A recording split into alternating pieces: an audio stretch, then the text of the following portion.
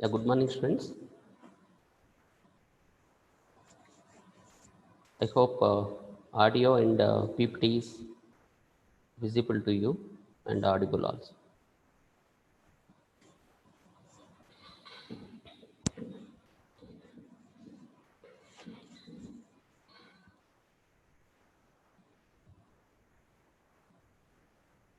Yeah, actually, in module 4, there are three different topics are there, as we discussed in previous classes: voltage control, reactive power control, and power factor improvement. There are three different major concepts are there: voltage control, reactive power control, and power factor improvement. Now, since few days, we are talking about voltage control techniques, and if the voltage is not as per the expected values, how it will be improved, what are the compensation methods we have to follow. About these topics we discussed since few days. First one is excitation control. We have discussed on-load tap changing transformers, off-load tap changing transformers, auto transformers, boost transformers, or boosters. These are the few compensation techniques. With the help of them, we are going to improve the voltage. And so these are the few voltage control techniques we have discussed. Now, in today's class, the remaining compensation techniques, that is shunt compensation, series compensation, synchronous condenser. These are the few more important topics are there. Once if these topics closed, discussed effectively, then voltage control is over. Let us try to finish this voltage control compensation techniques in today's session. So, here, shunt compensation. What do you mean by the shunt compensation? See, shunt compensation in its name only, shunt. And next one is series compensation techniques. Series compensation. What do you mean by compensation? Compensation techniques. What do you mean by compensation? Compensation is nothing but it is the process of correcting some of the electrical parameters as per the requirements. So that is nothing but the compensation. If something is loose or some of the information we are going to lost because of some disturbances in the system, if you are making an attempt to re-energize or by adding something, if you want to boost up or if you want to restore the energy levels, that is nothing but the compensation. Now this is a common word we used to use in our day-to-day lives also. Compensation is nothing but initially that electrical parameter or that particular device has some of the properties, basic properties. Because of some disturbances or because of some non-linearities or something, if the properties are no more, then you make an attempt with the help of some other devices. If you are re-energized or recovering or taking the energy levels, that is nothing but the compensation techniques. So here in today's class, we are going to talk about shunt compensation technique, series compensation technique, and synchronous condenser.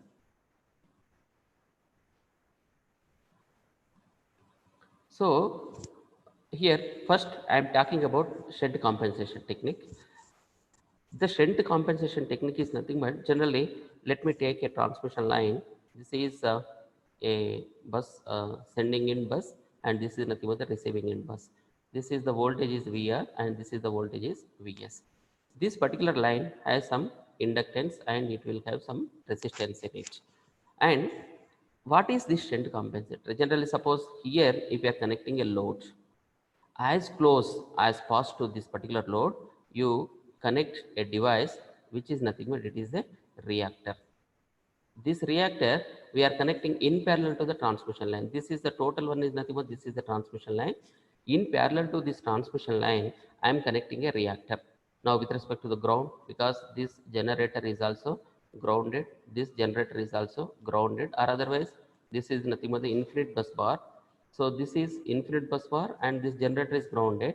So here what I am connecting here, this is nothing but the reactor. This reactor is connected in parallel to the transmission line. This is the exactly transmission line.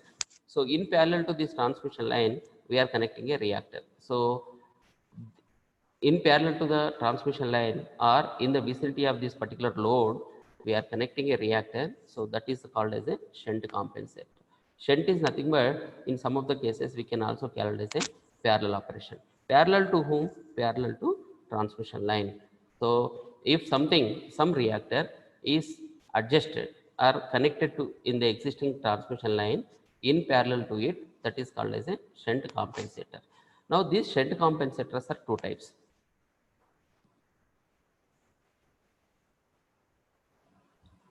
Now shunt compensators, I think it is very clear what is this shunt compensation means. Now if anything is connected in parallel to the transmission line, and if that device is nothing but the reactor, then that is nothing but the shunt compensation. Why we are talking about the reactor? Because now ultimately voltage is nothing but, we had to control the voltage. How we are going to regulate the voltage? This only possible if we are maintaining reactive power as a constant. If reactive power, if you could maintain constant, then the voltage will remain constant. What is this reactive power? This is the energy flow. It will be there, especially in the magnetization circuits. For the magnetization, we used to use this reactive power. This is nothing but, sometimes this is also called as a wattless power, or this is also called as a VARs, or if it is a larger, kVARs. So by means of anything, now if you could maintain the reactive power constant, then automatically it will keep voltage as a constant. Now this shunt compensation and series compensation, these are the two major compensation techniques we are going to use to control the voltage, especially in the transmission line systems. In the transmission lines, if you want to maintain the voltage as a constant, means now people will choose either shunt or series compensator. Okay, let me discuss first what is this shunt compensator. Now these shunt compensators are, again, there are two things are there: shunt reactor, shunt reactor, then next one is the shunt capacitor. Shunt reactor and shunt capacitor. Suppose now some resistance and reactance, and suppose this is nothing but the load, this is the receiving end, this is nothing but the sending end, and this generator is also G, and here I am connecting a reactor. So in parallel to the transmission line I am connecting, this is R, and this is nothing but the JX, reactance of the line. So when this reactor or this device, this particular device is reactor, when it will be capacitor. So that is the first important thing we should know. So what is the need of connecting this device? Why we are connecting this particular device in parallel to the transmission line?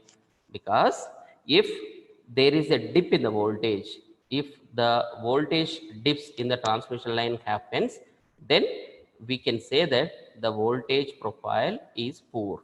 The voltage profile is poor.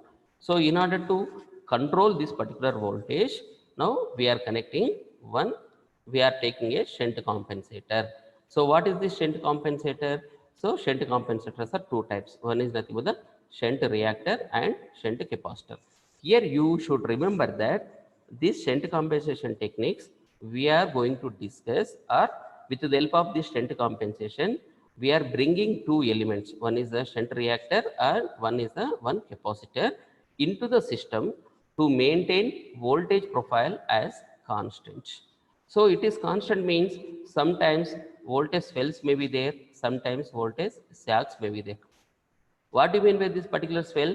Swell is nothing but, if this is nothing but it is a normal voltage, and after some time if the voltage peaks or indefinitely increases for one or two cycles, those are nothing but, these are called as swells.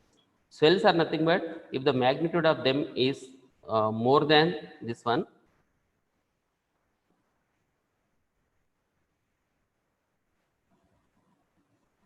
If the magnitudes are more than the nominal voltage or rated voltage, those are called as the swells. Now see, I am saying this is nothing but the rated voltage. So what is this magnitude? It is somewhat larger than this rated voltage. So these are nothing but maybe up to one cycle or one or two cycles, there may be voltage swells. So is that voltage swells are acceptable by consumers? No.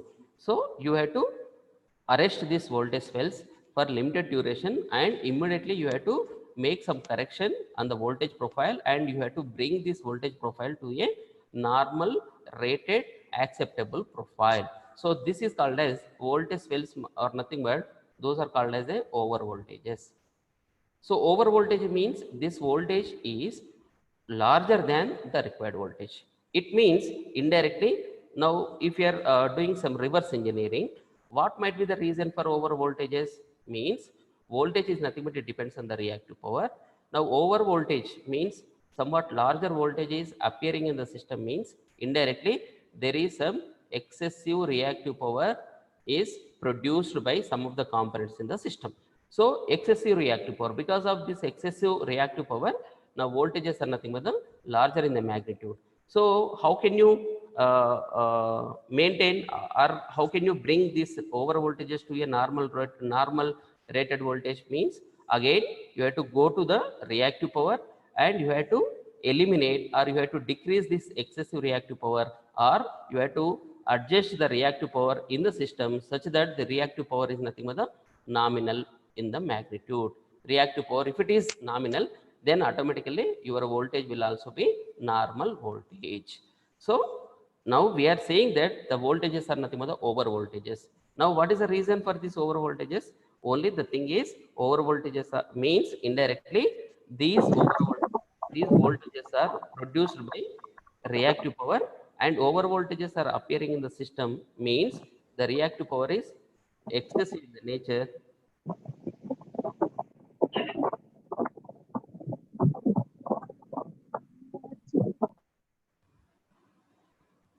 The reactive powers are excessive in the nature.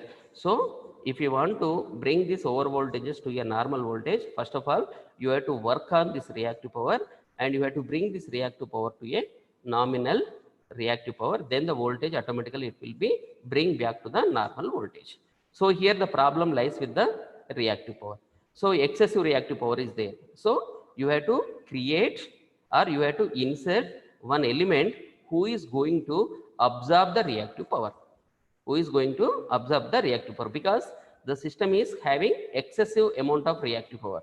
The system is having excessive amount of reactive power means you have to introduce one element into the system, into this transmission system, such that that element is going to absorb the reactive power. Now who is going to absorb the reactive power? Please respond. Who is going to absorb the reactive power? Anybody?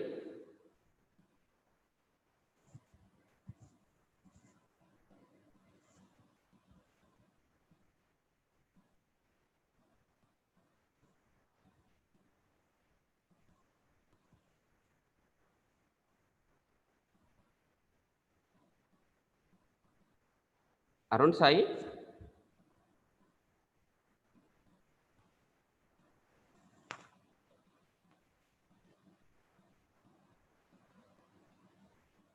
So who is going to absorb the reactive power means, already I told you in the last class, absorption. Now here we require absorption because over voltage is there. Now who will absorb the reactive power means reactors will absorb the reactive power. Reactive power means inductors. So reactors are nothing but the inductor. Now, if suppose under voltage is there, suppose the system is suffering with under voltage. Under voltages means whatever the reactive power is very, very less in the magnitude. Now, so now if you want to bring this under voltage or lesser voltage to a normal voltage means you have to work on the reactive power and you have to add, you have to generate some reactive power in the system. Now, who will generate the reactive power? Now, generation of the reactive power will be done by capacitors. So, always capacitors will supply the reactive power and or generate the reactive power, and who will absorb the reactive power means inductors will absorb the reactive power. This is a very, very important point you have to remember. Always Now, if you are adding, now in the last class or in the last but one class, we have discussed about loads, transmission lines, transformers, generators, and cables. All these things we have discussed. Now, wherever highly inductive windings or highly inductive machines are there, so those machines always absorb the reactive power. So capacitive type of nature of machines are there, those machines will supply the reactive power, or those machines will generate the reactive power. So wherever inductive highly inductance is there, so the nature of that particular system is nothing but it always consumes the, or it always absorbs the reactive power. So in that cases you can see under voltages. So generation, now generation means now who will supply the, or who will add some reactive power to the existing system means capacitors will add something to the system. So capacitors are nothing but the, these are the reactive power generators, and inductors are nothing but the reactive power absorbers. So these are the two things. So based on your requirement, if the voltage swells are appearing, if the voltage swells are appearing means, or voltage swells means over voltages are appearing, then this device must be the reactor, shunt reactor. Because this shunt is nothing but, why the shunt came into picture, because based on the connection, now these devices either reactor or capacitor we are connecting in parallel to the transmission line. So because of that this device is called as a shunt. Now if the reactor is connected like this, that is nothing but the shunt reactor. If the capacitor is connected like this, the device is nothing but the shunt capacitor. Okay. Now over voltages, whenever you are seeing or you are observing over voltages in the transmission lines, then your reactor should be connected in parallel to the loads. So that is nothing but the shunt reactor. But everybody knows that this transmission line is nothing but the highly inductive in the nature. Highly inductive in the nature means what they will do, they will absorb the reactive power. Because of this what happens, now voltage sags will appear. Voltage sags means under voltages you can see. Now whenever you are observing the under voltages case, then this device must be a capacitor. Under voltage means reactive power is nothing but the less as per the requirement. So reactive power you have to boost the reactive power. If you could boost the reactive power, automatically your under voltage becomes normal voltage. So who will do this, who will boost the reactive power? So none other than our capacitor will boost. So in the majority of the cases shunt compensation means shunt capacitors only, because shunt compensation technique we are using in transmission lines. In the transmission lines, the nature of the transmission line is highly inductive in the nature. If it is highly inductive in the nature, the transmission line will absorb the reactive power because of highly inductive in the nature. If the transmission line absorbs the reactive power, then the resultant voltage is nothing but under voltages you can observe. So under voltages, if you want to bring the voltage to a normal value, means you have to connect one reactive power generator. Now if the reactive power generator, if it is connected in parallel to the transmission line, that is called as the shunt one. And if the reactive power generator means, who will generate the reactive power? Our capacitor will generate. So that is the reason this is nothing but the shunt capacitors. So finally, now shunt compensation means if any device, if any component, if it is connected in parallel to the transmission line, that is called as a compensator. Shunt compensator. What are the types of shunt compensators are there?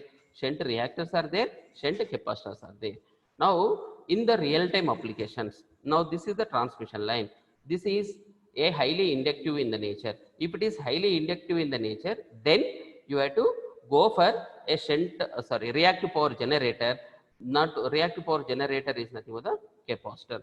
If the capacitor is connected like this, then this is nothing but the shunt capacitor is providing compensation in the transmission line. So ultimately you can make, or you can see the voltage as constant. Now is it clear, this introduction to the shunt compensation?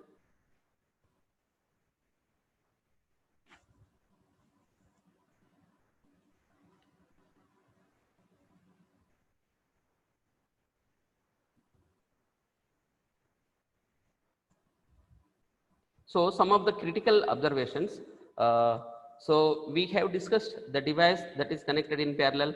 I think this is very clear. So this is one. It is widely used in, yes, to regulate the voltage magnitudes. Now this capacitor, now we are saying that this the capacitor is connected in parallel to the loads, in parallel to the transmission line. So that can be achieved by connecting a voltage source or current source. Now instead of keeping now the equivalent of capacitor, the capacitor can be formed with the help of voltage source or current source. So instead of directly connecting a capacitor, you can connect a current source or voltage sources, right? So the shunt connected reactors are used to reduce the line over voltages. Just now we have discussed about that. Shunt capacitors are used to maintain the voltage levels constant, maintain the voltage levels by compensating the reactive power in the transmission line. All these things we have discussed. And here the two important points we have to remember here is shunt capacitors are used for lagging power factor circuits. What do you mean by this? Lagging power factor circuits means, lagging power factor means, what do you mean by that lagging power factor? So you can see under voltage, yes or no? So lagging power factor means the circuit is nothing but the under voltage circuit.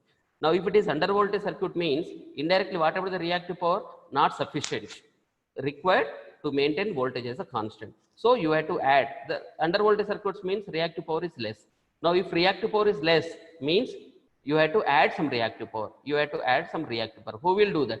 Your capacitor will do the reactive power generation. So that's why, that is the reason shunt capacitors are used for lagging power factor circuits. Now shunt reactors are used for leading power factor circuits. So vice versa. Leading power factor means over voltages you can see. Now if it is over voltage, then reactive power is too much high. Now you have to bring back the reactive power to a lower value. Now, so that excess amount of reactive power should be absorbed by some of the elements. So who will absorb the reactive power?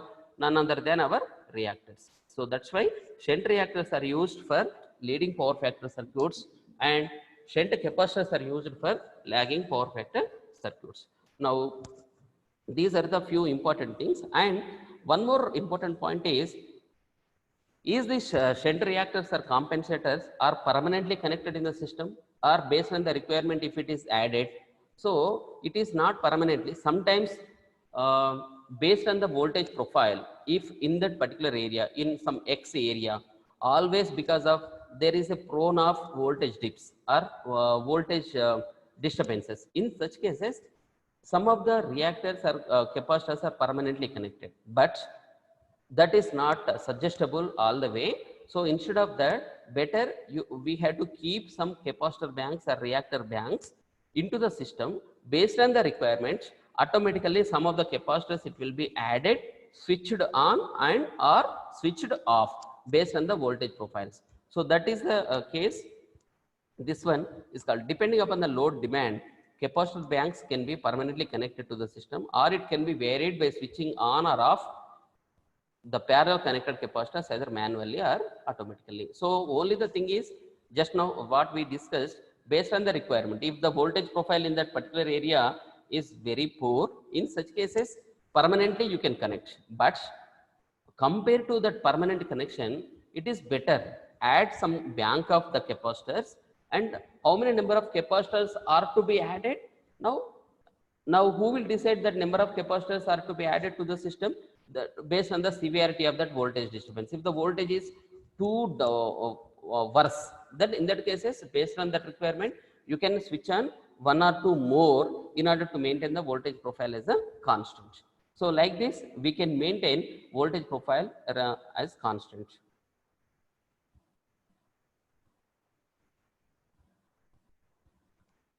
So where it will be connected? Now in the system, now you can see the connection is nothing but it looks like this. And now these are nothing but the three-phase shunt capacitors. This is one R phase, maybe Y phase and blue phase, like this. So these are nothing but the permanently. So second one is moving to the ground. Second one is nothing but it will be moving to the ground. One is only one line we are tapping from the phase line. So second one is nothing but the ground. So like this. So this is nothing but the parallelly connected to the transmission line. So like this, how many are there? Three capacitors are connected here. It means parallelly connected to the transmission line. So this is the live picture of the shunt capacitors.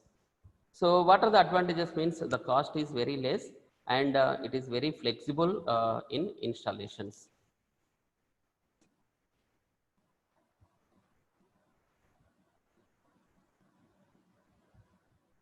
So here, I have drawn one figure. Here this is the one sending in voltage bus 1 and this is the receiving in voltage bus 2.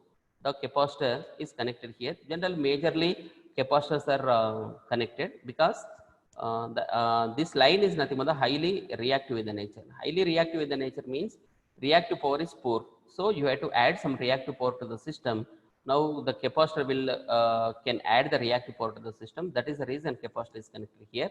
So R and XL, and this is nothing but the capacitor. This is nothing but the shunt compensator. Shunt compensator. So shunt compensator is connected in parallel to the load or suggested to be there in the transmission system in the vicinity of the loads, because it will create some added benefit. Generally, this capacitor, this shunt compensator always sends the energy towards the source. That is the one of the important thing is there. So if it is connected exactly in the vicinity of the load, then it will supply the reactive power till the source. So that might be the one of the important reason. So this is the shunt compensator is connected in the vicinity of the load center. So the phasor diagram is nothing but that this is the receiving in voltage, and this current I dash is nothing but I dash compensated current is nothing but the capacitor current plus load current. This is IC plus I. So I is nothing but, so normally VR we are taking as a reference. This is a VR, and I is nothing but it might be like this because it is a load current. Now if I is there, then whatever the IC capacitor current is nothing but exactly leading current. So this is IC. So whatever the total current now, total current is I plus IC. So this is I. So something you have to add. So perpendicular or exactly in parallel to this. So this current is nothing but I dash current. So this current is nothing but the I dash current. So after getting VR, after getting this VR is equal to what? VR plus this drop is nothing but the VS. So this drop is nothing but the I dash R. This drop is nothing but the I dash XL. So I dash R, this is in parallel to this I dash. This is I dash R, then perpendicular to this I dash XL. Then if you are joining these two, you will get VS voltage. So this is nothing but the phasor diagram of this shunt compensator. These are the very minimal things. You know about all these things well in the previous sessions itself. Now this one is series compensation is very very important over shunt compensation, because this it will be connected in series with the transmission line. In the transmission line it will be connected. Now see here, this is the generator, this is the sending in voltage, this is nothing but the receiving in voltage. It might be the load. So this line reactance is nothing but the XL. For the simplification, we have ignored the line resistance. Now it is not required also, because we are talking about the reactive power more exactly, because in order to control the voltage, reactive power is very very important. So we are talking about the reactive power. So reactances only we have considered, not the resistances. So XL is nothing but the line reactance. It will be there in the as a pot as a transmission line property, and this is added extra. This is something what I have shown in the red box. This is nothing but the series compensation. So this series compensation is again, it may be a reactor or it may be a capacitor based on the requirement, because is reactor is suggested or capacitor is suggested?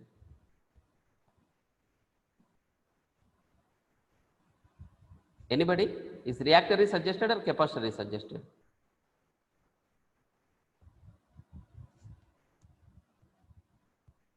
Abhinay? Sir, Is reactor or capacitor? react. Rahul?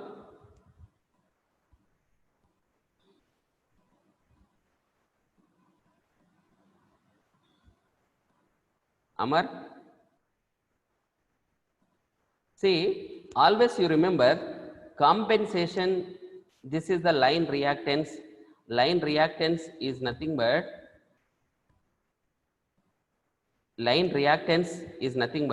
highly reactive in the nature. So reactive power is 4. Reactive power is 4. So we require a device who will generate the reactive power. So none other than our capacitor will do that. So that's why capacitor only connected in series with the transmission line. So of course we have given the name as a series compensation, shunt compensation, but more specifically those are the capacitors only. Until unless in very rare case, suppose instead of this transmission line, if you are taking cables, in that cables reactors are suggestible because cables are nothing but highly inductive in the nature. If it is highly inductive nature means over voltage is, you can see in the cables. So over voltages means reactive power was more. So you have to bring back the reactive power to a normal value. So there we require a absorber. That absorber has to eat the excess amount of reactive power. That is nothing but the reactor. In the cables, this compensation means reactor. In the transmission line, this compensation means capacitors only. So again, furtherly, I have given this Vs sending end voltage. This is nothing but the load. This is nothing but the receiving end voltage. This is the line reactance, and this is nothing but the XC is nothing but the capacitive reactance. This is excessively, additionally added to the existing system. So X is nothing but the line reactance, XL, and this XC we have added. So XC and XL are nothing but the both are reactances only. So this is nothing but it can be. So whatever the total effective reactance in the line, so effective reactance is nothing but the XL minus XC. So before the compensation, only XL will be there. Now with the compensation, what happened? Some subtraction of the reactance, that is nothing but the XL minus XC is going to takes place. So net reactance in the line decreases. Net reactance decreases means what are the losses due to the reactance of the line? I square R losses will be reduced, or the characteristic impedance Z is equal to square root of L by C. So the reactance will reduce means this characteristic impedance also reduces. So this is the one of the important advantage with the series capacitors. Now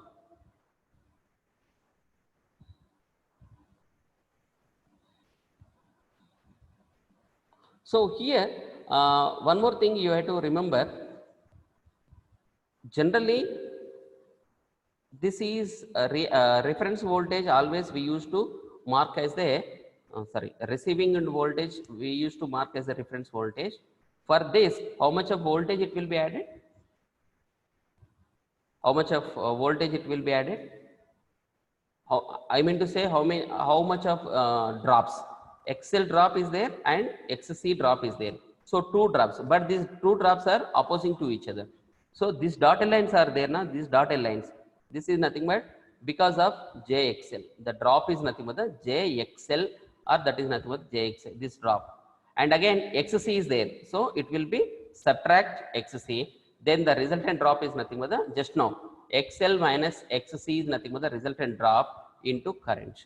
So what is the difference between sending end voltage and the receiving end voltage?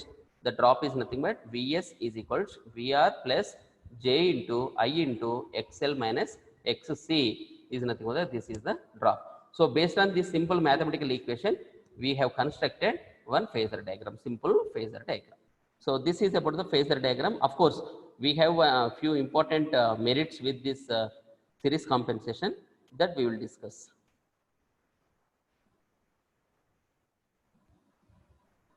So what are the drawbacks? Here, the capacitor is connected in series with the towers. I mean to say this is the sending end and this is nothing but receiving end. Because of some disturbance, if something went wrong here, suppose there is a fault.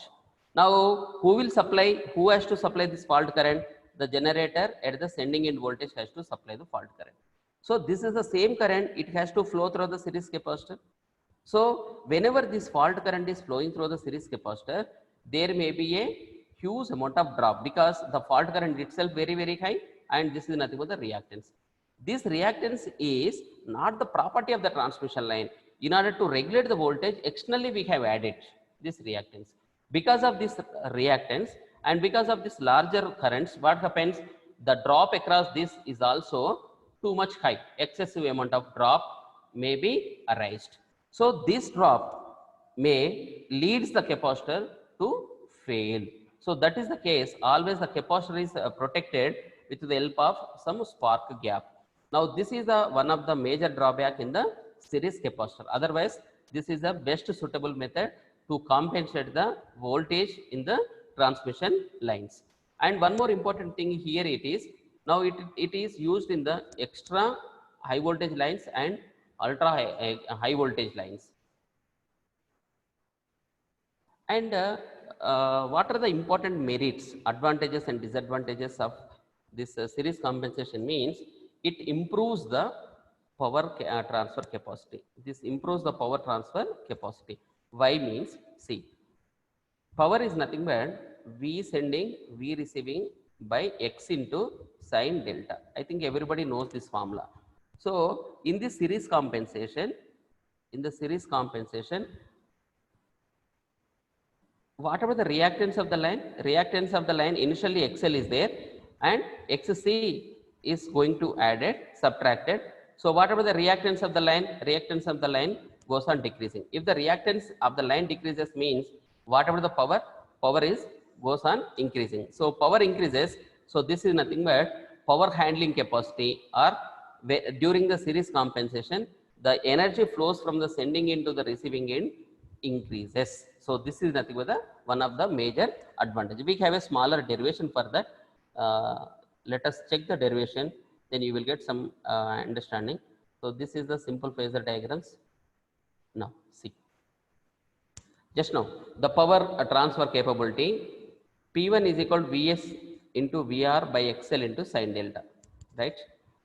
If a capacitance Xc is connected in series with the line, then the reactance of the line is changed from XL to XL minus Xc. That is, no doubt it will be reduced. If it is reduces, then the power transfer with compensation is, let me represent with P2 is equal to Vs Vr by XL minus Xc into sine delta. Now let me take the ratio between Pt to P1. So you will get 1 by 1 minus K. This K is nothing but, this is nothing but the degree of compensation or compensation factor. This is a very, very important. So in practice, the K lies between 0.4 and 0.7. Now between, suppose in any case, if in the problems, if he has not mentioned any K, then you have a free hand to choose the K. If it is compulsory, you can choose the K value from 0.4 to 0.7. Suppose for example, if you are taking the K is equal to 0.5. So then whatever the P2 by P1, this will be 2. Thus, the whatever the power transfer capacity, so P2 by P1 is equal to 2 means, so P2 is equal to 2 times of P1. 2 times of P1, this is nothing but the without compensation. This is with compensation. So with series compensation, how many times the power it will be increased? 2 times the power will be increased, because without the compensation, whatever the real power between the sending end to the receiving end, now from here to here, whatever the power, that is nothing but the P1. With the compensation, whatever the power, that power is nothing but the P2. With the compensation, P2 is equal to 2 times of P1. So it means the power it was multiplied by 2 times. With how much of percentage of compensation? For 50% compensation. ఇంతసేపు నా mic on ఉండే. Hemalatha,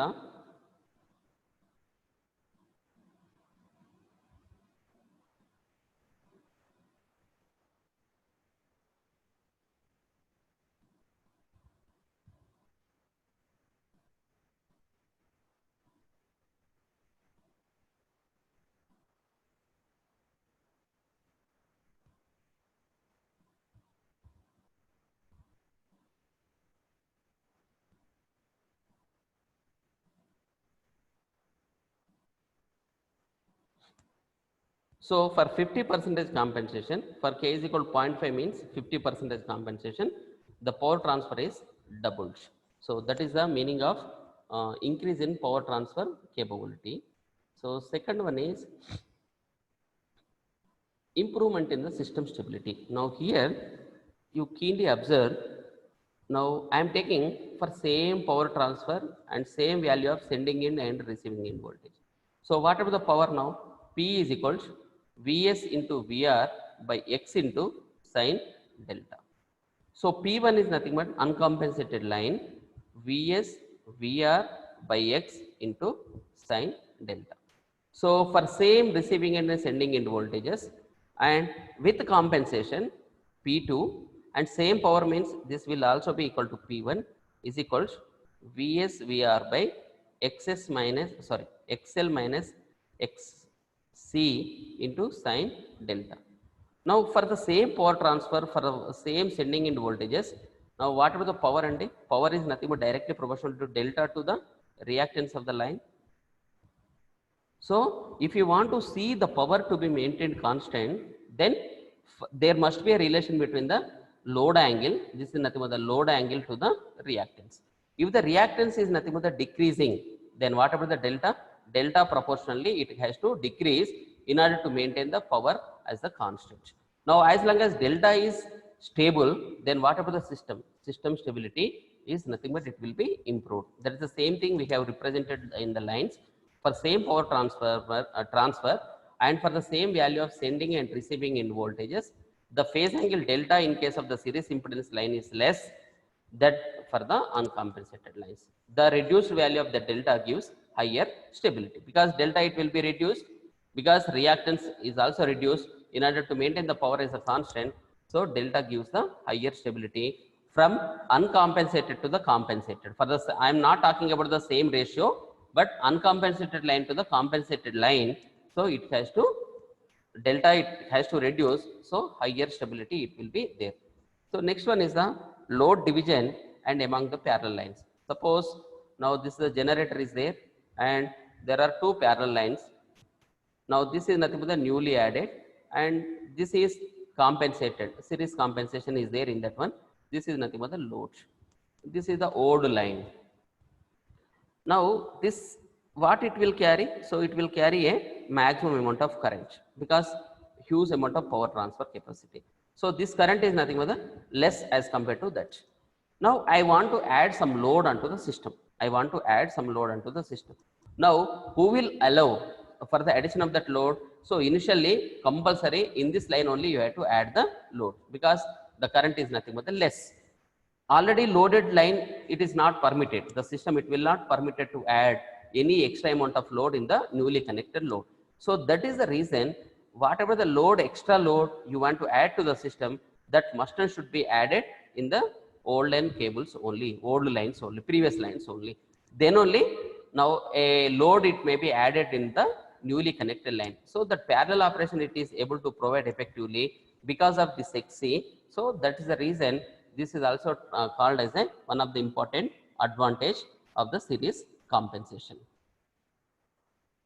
Now there are some comparison is there between the shunt capacitor and series capacitors.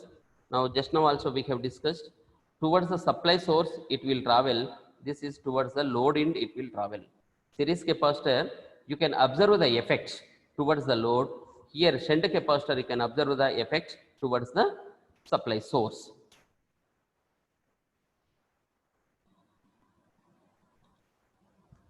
In transmission line, we give more prior to voltage or currents. In transmission line, majorly voltage is the major parameter. Why? Because now the losses we had to reduce. So losses we had to reduce means because of that only, because of that reason only, the transmission lines are traveled with higher voltages. So if it is traveling with higher voltages, then losses will be reduced. So in the transmission systems, voltage is one of the major parameter because if the voltage is not maintained properly, then whatever the sending in voltage that will be converted into the various losses. So ultimately we are not going to receive any power from the generating station. So that is the reason voltage is one of the major parameter in the transmission line we had to address. Now because of that reason only we are talking about the voltage control techniques, various series compensation techniques and shunt compensation techniques, and synchronous condenser will also be there. Already you have studied in electrical machines 3, that is nothing but the AC generators. that synchronous motor acts as a condenser or synchronous capacitor. So that is also one of the major device that I am going to discuss within few minutes. So is it clear, Amar?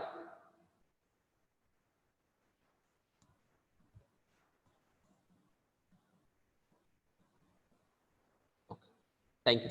Now, second one is shunt capacitor. It is connected in the vicinity of the load, so power factor it will be increased. So it will increase the power factor and voltage profile also improves. So voltage profile anyhow that happens if the capacitor is connected in the system. So now this series capacitor has a huge effect in the tie lines, because in the tie line the power transfer capability must and should be high. So in order to enhance the power carrying capacity, the series capacitors are plays vital role in the tie lines because the power transfer is huge there. And this series compensation are used in wherever that flickers are connected. That we are going to discuss in flexible AC transmission system. There some thyristor controlled switched board regulators are there. There again these will come, but till that instant, please we have some patience. So already we have discussed the location must be nearer to the load point as quickly as possible. And here this is 1/3 of electrical impedance. This is connected 1/3 of electrical impedance. Who is then? That is nothing but the series capacitor. As a thumb rule, the best location of the place of the series capacitor, we have a small derivation that we will going to discuss in reactive power management. That is the series capacitor. Again, it will come over there also. So there we will prove that the best location for the series capacitor is nothing but that is 1/3 of electrical impedance from the source. 1/3 of the electrical impedance from the source.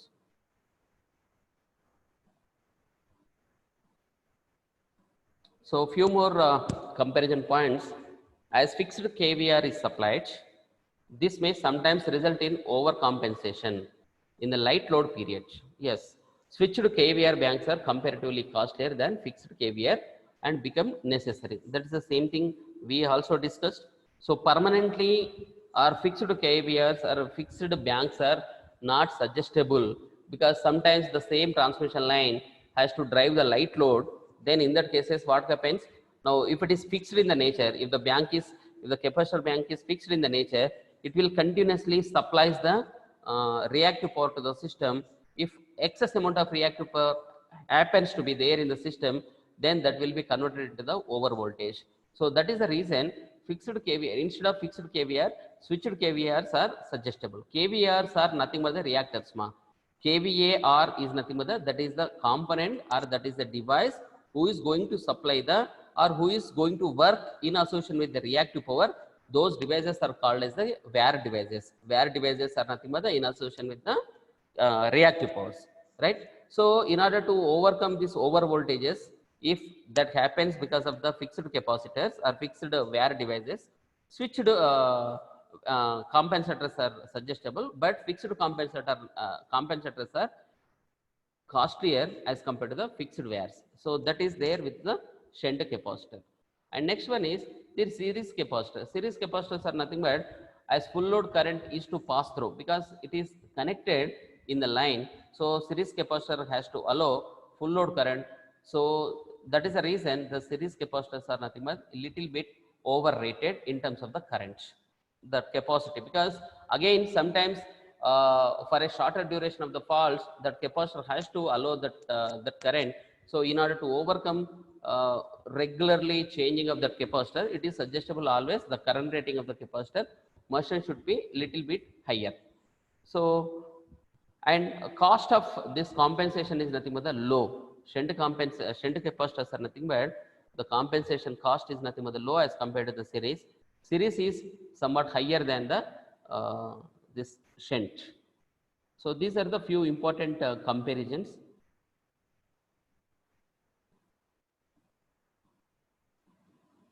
So this is the synchronous condenser. I think everybody knows about this. My introduction is not required on the synchronous condenser, because in the synchronous machines, synchronous generators you might have studied, and immediately after that synchronous motors will also be there. Synchronous motor, what is the important application of the synchronous motors. Now the important application is it acts like a synchronous compensator or synchronous capacitor. Means whenever the synchronous motor is overexcited. Now overexcited means what? Now with the help of that field, if you are injecting more amount of induced voltages, overexcitation means already we have discussed about that. If the induced EMF is greater than the terminal voltage, this is nothing but the overexcitation case. Now who will control this E? E is nothing but it will be depends on the flux, or that is nothing but the field current. Now if that, or sometimes is also directly proportional to the speed. Anyhow speed is constant in the alternators. So that is our reason E is directly proportional to flux or field current. If the field and field current are induced, or if that current is somewhat higher than the rated value, then the induced EMF is certainly larger than the rated voltage, or that is the terminal voltage. That condition is called as the overexcitation condition. Now always this overexcitation synchronous machine will give leading wires. Leading wires means what is this? This leading is nothing but it is nothing but the capacitive in the nature. So that the same concept we are going to use here. Synchronous condenser is also called as a synchronous phase modifier. What is this? It is a synchronous motor running without a mechanical load. And what is the definition of this? The voltage at the receiving end of a transmission line can be controlled by installing specially designed synchronous motor called synchronous condensers at the receiving end of the line. So this is also connected at the receiving end, because at the receiving end the loads are there. So the capacitors they are going to place at that particular instant. Now wattless leading kVA partly or fully cancels the wattless lagging kVA. So leading kVARs or leading wires are nothing but these are nothing but the excessive amount of reactive power. So who will this excessive amount means how can you make coordination in the transmission line? Now until unless if you could maintain the reactive power as a constant proportional to the voltage, then only the system maintains the voltage as a constant. So the synchronous condenser is acting as a capacitor, or leading wires means now who will how it will be compensated by connecting a lagging kVA of the line. Lagging kVA means it will be absorber, and leading kVA means this is nothing but the generator. Now these two are there in the system, then only the voltage will be maintained constant, otherwise it cannot be maintained constant. So it can be kept constant as the load on the system changes. So there are two simple phasor diagrams are there. So without synchronous condenser or synchronous compensator, so some description is there: V1, V2, R and X, I1, I2, I1, I2. I2 is nothing but this is the load current. I2 is nothing but the load current. R is nothing but the resistance, and X is nothing but the reactance. Cos phi 2 is nothing but the power factor. So I2 you can split this I2 into two perpendicular components. IP, I in phase, I in quadrature, IP and IQ. So cylindrical or salient pole machine, let me take for the salient pole machine. If you could draw the phasor diagram, now salient pole machines, the current is nothing but the load current. It can be split into one IP current and IQ current. I current in phase, current in quadrature. So this is the V2 is the reference up to this, and in association with this is nothing but the I2 current. I2 can be split, or I2 can be resolved into two perpendicular components. One is in phase IP, and one is in quadrature. So IP and IQ. Why I am doing like this means, if the capacitor is connected, what happens? The capacitor will add some current which is exactly leading current with respect to the V2. So that is the reason if I2 is represented like this, now we cannot develop the exact phasor model. So that's why initially this I2 was divided into I phase and I quadrature. Then after getting this, now some IPR, so the drop is nothing but this is IPR plus IP J into X, this one. So next one is IQR plus J into IQ into X. So two resistive drops are there, two reactive drops are there. Why? Because the currents are different. So IPR, then IPX, which is in perpendicular to the resistive drop, and then again perpendicular to the, because IP current and IQ current. IQ current is in perpendicular to this. IQ is nothing but the in parallel, in perpendicular to this. Then next one is the IQR. So the total drop is nothing but, now it is starting here, then some drop is added, then again one drop is added here, then drop, then total drop. So total voltage is nothing but, this is nothing but the V1 voltage. This is the V2 voltage. This is nothing but the uncompensated line, nothing it was added. Now next we can see compensated lines. This is, now see, just now also we have discussed, this is the I2 current initially, this is IP and this is IQ. Now if the compensator is added, now what it will do, it will add some currents, which that what is that current? That current is certainly leads the terminal voltage V2. So that is the reason now IM can be represented like this, perpendicular to this, perpendicular to the terminal voltage. Then what about the resultant current? Already quadrature current is there. Now this current. So total quadrature current is IM minus IQ. IM is nothing but the motor current, that is the synchronous motor current. So that is the reason in the previous, in the uncompensated phasor diagram also, I have divided, I have resolved this I2 into two perpendicular components. If it is not done here, it is very difficult to identify the resultant components. Now three currents you are going to get. So in order to eliminate one of the current, that is IQ, now I have divided this I2 current into two components, that is IP and IQ. So IM current, IM minus IQ, so and so. So V2, same perpendicular drops in parallel to this, V2 IPR, IPX, then IM minus IQR, because IM minus IQR, it must be in parallel to the IM minus IQ. So here, then IM minus IQ into X. So X is nothing but, it is a J operator. It has to rotate this resistance vector by 90 degrees in anti-clockwise direction. So it happened. So finally, this is nothing but the voltage. So this is nothing but the V1 voltage. So you can also calculate this V1 vector. What is this V1 vector? So V1 vector is from O to A, OA plus AB, this one. Then this vector, if you could resolve, because if you are drawing a perpendicular component onto this, sometimes it may be coincides with V2, sometimes it may not be. So this is the complete perpendicular triangle here, from here to here. This is nothing but the perpendicular triangle. So how can you find out this particular point? That is nothing but up to this, then here plus, then minus this length, and this length is same. So OA plus AB minus DE, then you can get this distance.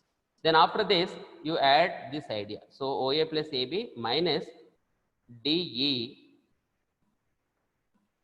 whole square plus this line. This line is nothing but BC plus CD whole square.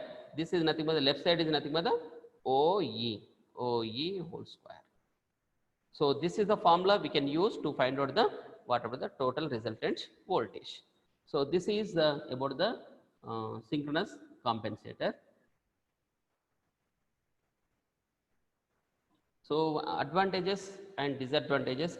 So with you can with the help of excitation, with the help of this excitation, you can vary from lagging to leading.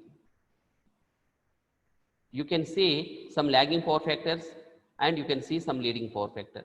Means very smoothly you can get a wide range of power factor control, or you can get the wide range of voltage control. So that is the same case here we have represented. Now by varying the excitation, you can see a wide range of power factor adjustments or voltage control adjustments.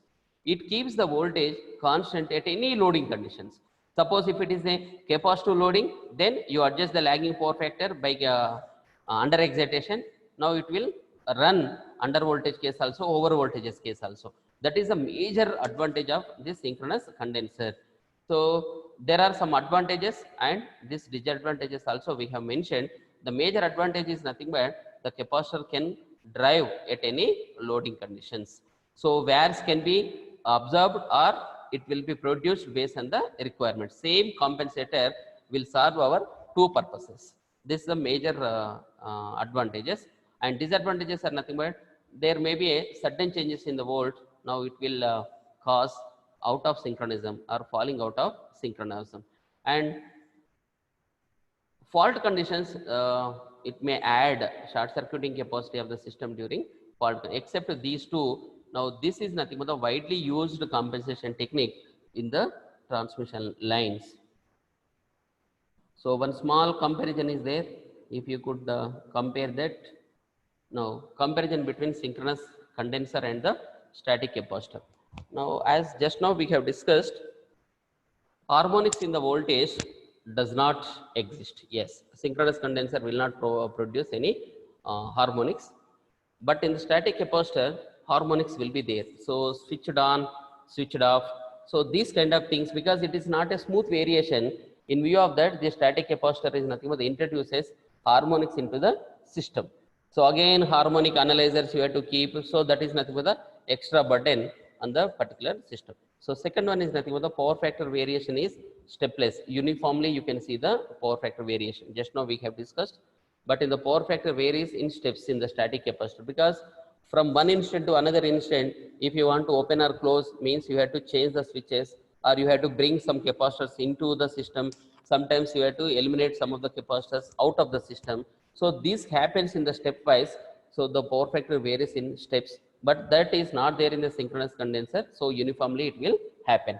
So in the synchronous condenser, overloading of short period, okay, it will adjust, but in the static capacitor it won't allow any overloading capacities. So where the losses are high, so ultimately synchronous condenser, it produces more losses because it is a motor, synchronous motor. So synchronous motor commercial efficiency is poor. So that's why the power losses are nothing but the more in the condenser as compared to the capacitor. Which one is economical? So condenser is more economical for larger kVA. Suppose if you want to drive a huge amount of load, then condenser, synchronous condenser is suggestible over static capacitor. So for smaller kVAR requirements, now you can do that thing with the static capacitor. That's enough. Now in the synchronous condenser, rate is less, so it is more reliable. But the static capacitor is nothing but the failure rate is more, so it is less reliable. So like this, these are nothing but the various compensation techniques. Synchronous condenser, series capacitor, shunt capacitor. So many we have discussed in today's class.